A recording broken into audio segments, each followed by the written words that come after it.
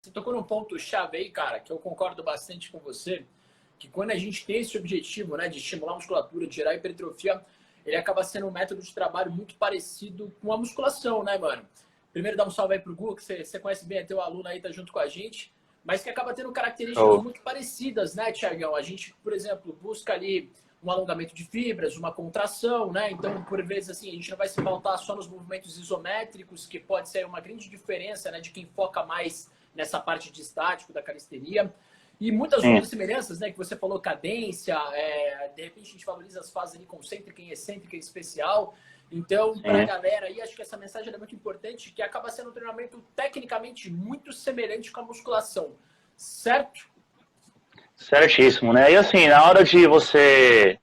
É bem simples falar de hipertrofia na calistenia você tem que apenas fazer, né, o básico, tá? Começar com... Focar o teu treino de hipertrofia na calistenia majoritariamente, predominantemente, tem que ser com exercícios básicos e multiarticulares, né? Isso aí é o primordial, é o principal.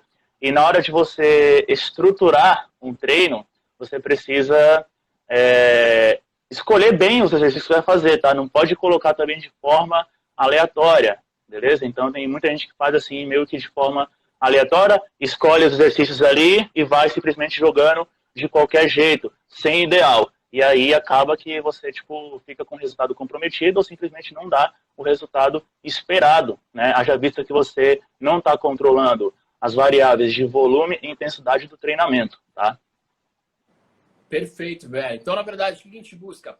Um equilíbrio, né, dessas valências, e a gente divide ali o treinamento, porque o que todo mundo já ouviu falar aí, que a mágica toda, aquele processo na recuperação, que é onde vai existir o ganho, certo? Então, até a gente equilibra os fatores do treino nessa linha de raciocínio, pensa, projeta ali a semana, para que você possa, de fato, conquistar os objetivos, em especial aí da hipertrofia, performance, durante o momento de descanso. Sim, Então, não é só lenda, né? Isso é uma verdade. A questão do repouso que vai ser o fundamental aí. E acho que é por isso que você falou que precisa ser bem encaixado, certo? precisa ser bem encaixado. Então, vou colocar um exemplo básico aí de calistenia para hipertrofia de membros superiores, por exemplo. Vou colocar aqui, vamos lá, a gente vai trabalhar peito, ombro e tríceps, beleza? Vamos imaginar uma sessão de musculação. Na calistenia, a gente vai começar, você tem que reservar um período de aquecimento, tá? Principalmente da musculatura dos ombros, beleza? Porque se você... a gente vai começar com o exercício mais pesado, tá bom? Então, se a gente começa com o exercício mais pesado, a gente precisa ter um aquecimento articular. Então, isso é algo necessário. As pessoas negligenciam isso na academia, né? Às vezes negligenciam isso na calistenia também e acabam se lesionando. Então, antes de começar o treino, você anota aí. Faz o aquecimento articular de punho, cotovelo e ombro principalmente. Depois, você precisa começar o teu treino com uma série de aquecimento, tá? Aquecimento simples, não precisa ser, pode ser uma flexão inclinada, pode ser uma elevação lateral, pode ser um desenvolvimento com carga leve, até 15 repetições, beleza? Aí tá bom, você fez aí, começou com aquecimento, já deu um estímulo leve para a tua musculatura, e a partir de então você vai colocar algum movimento, de preferência um movimento mais pesado, um movimento de força. Por que movimento de força?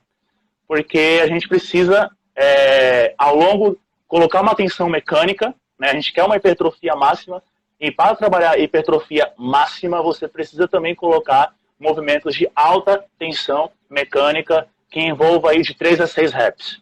Vamos colocar um exemplo de alta tensão mecânica? Aqui, para mim, por exemplo, é a handstand push-up. Sabe? A handstand push-up, uma flexão de ponta cabeça, né? Na bananeira, plantando bananeira, tá? E aí eu faço de 3 a 6 repetições. É um movimento intenso, é pesado. Esse movimento intenso e pesado, como o volume dele é menor de repetição, né? Eu vou trabalhar de 3 a 6 repetições, então eu preciso aumentar o volume dele nas séries. Então eu vou colocar tipo 4 a 6 séries. Então eu coloco um número maior de séries nesse movimento para aumentar o volume total. E uma outra coisa, que quando a gente trabalha com movimento de força, a gente precisa colocar aí o maior tempo de descanso. Então, normalmente, num treino de séries de hipertrofia, você vai colocar descansos aí de 45 segundos até 2 minutos, tá? Já num treino de força, você precisa trabalhar com com intervalos acima de 3 minutos. Beleza? Então, colocou aí movimento pesado, 4 a 6 séries, de 3 a 6 repetições. Intervalo acima de 3 minutos. Você colocou movimento de força, tá? E depois disso, você vai colocar outro movimento pesado, só que aí você vai colocar um movimento que, por exemplo, você trabalha numa faixa acima de 6 repetições. Vamos supor, a paralela. Eu consigo fazer 6 repetições, 8, 10, 12. Então, beleza, você coloca o movimento aí também composto, tá? Estamos ainda no peito, beleza?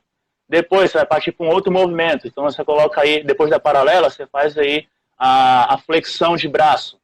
Mas aí você faz uma flexão declinada, porque estava num ângulo aqui para baixo, agora você vai colocar num ângulo um pouco mais em cima, tá? Você vai variar os ângulos da musculatura. E aí a flexão inclinada, a flexão declinada, ela é mais fácil do que a paralela. Então você vai trabalhar com o número de repetições maior, numa faixa de reps maior, e vai diminuir aí o número de séries. Então, ao invés de fazer 6 séries, por exemplo, você vai fazer aí 3 a 4 séries, de 6 a 20 repetições, tá? E assim você vai montando o treino.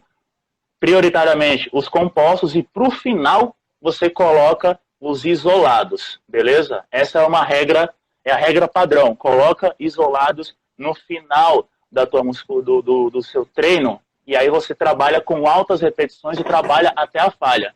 Porque tem alguns movimentos que eu considero importante de você ir... alguns movimentos você não deve ir até a falha, beleza?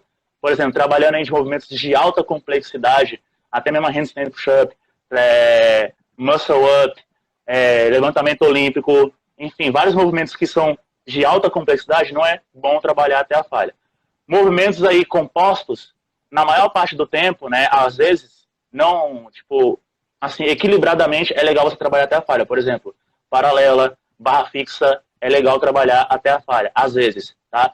E movimentos isolados, de baixa complexidade, você trabalha sempre até a falha. Então vai fazer, por exemplo, tá com TRX, você vai fazer uma rosca bíceps aqui, ó, não tem dó, vai até a falha, até queimar a tua musculatura. Você vai fazer movimento mais simples, vai até a falha, beleza? Então, assim você vai conseguir hipertrofia utilizando aí o seu corpo como ferramenta. É muito simples, é muito fácil falar disso.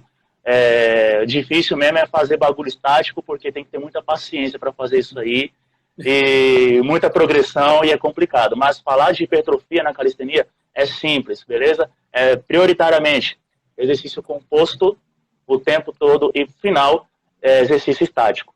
Tem como mudar essa regra? Tem como mudar essa regra. Eu posso colocar exercícios aí isolados, antes ou no meio, mas tem que ser com uma certa estratégia, tá? Que aí mais tarde eu vou falar. Agora fala um pouquinho aí, né, cara? Agora eu já falei muito.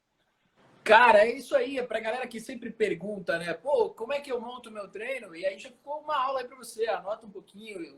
Tudo que o Thiago Veríssimo falou, muito verdade, né? A gente chama esses exercícios mais compostos, mais pesados, né? Em relação à carga, a gente chama de intencional. E aí ele citou um excelente exemplo, que normalmente ali no handstand push-up é um pouquinho, a alavanca era um pouco mais difícil, né? E talvez essa seja a grande questão também. A gente tá falando de alavanca, de angulação. Na musculação, a gente tem os tijolos, a gente tem halteres diferentes, é muito mais fácil você lidar com a oscilação de carga, né? Na calistenia, a gente vai adaptar basicamente angulações. Isso está presente também nos movimentos estáticos. Você estende a perna, você flexiona o joelho para diminuir um pouquinho essa tensão. Então, a nossa redução de carga são adaptações biomecânicas. Então, angulações diferentes, um joelhinho mais flexionado ou não. A gente tem um exemplo clássico da flexão de braço, né, que você pode fazer ali com o apoio do joelho, que vai encurtar essa distância ali do ponto de ação, né, que são os teus braços. Então, a gente trabalha basicamente com a biomecânica. Você precisa ter um pouquinho mais de conhecimento, um pouquinho mais de noção, mas que não é nada difícil. E você adapta a todos esses fatores aí